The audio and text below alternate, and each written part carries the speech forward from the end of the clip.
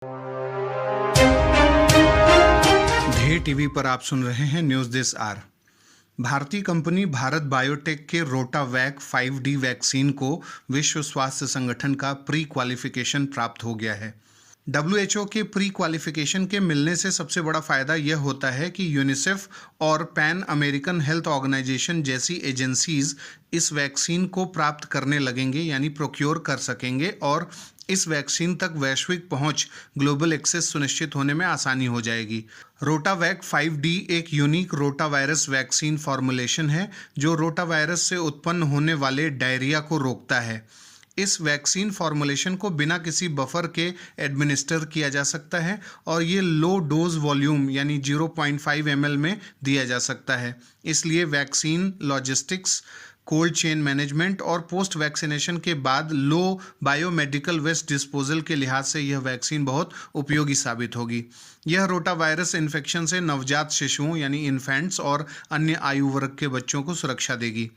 भारत में प्रत्येक वर्ष 1000 बच्चों में से 37 बच्चे अपना 5वां जन्मदिन नहीं देख पाते और डायरिया से होने वाली मौतें इसका प्रमुख कारण हैं। डायरिया के सभी कारणों में से रोटावायरस 5 वर्ष से कम उम्र के बच्चों में डायरिया का सबसे प्रमुख कारण है। रोटावायरस टीका को चरणबद्ध रूप से 2016 में 4 राज्यों में शुरू किया गया था और बाद में 2018 के अंत तक कुल 11 राज्यों में इसका विस्तार किया गया था। फिलहाल 17 अन्य राज्यों तक इसका विस्तार किया गया है।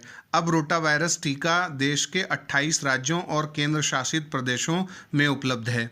1985 में शुरू किए गए सार्वभौमिक प्रतिरक्षण कार्यक्रम यानी यूनिवर्सल इम्यूनाइजेशन प्रोग्राम में जिन वैक्सीनेशन को शामिल किया गया है, यहाँ हमें उनके बारे में भी जानकारी जरूरी है। तो इसमें शामिल हैं BCG vaccine, oral polio vaccine, hepatitis B vaccine, pentavalent vaccine, rotavirus vaccine, pneumococcal conjugate vaccine, fractional inactivated poliomyelitis vaccine, measles vaccine, Japanese encephalitis vaccine, DPT booster, tetanus और एडल्ट डिप्थीरिया वैक्सीन।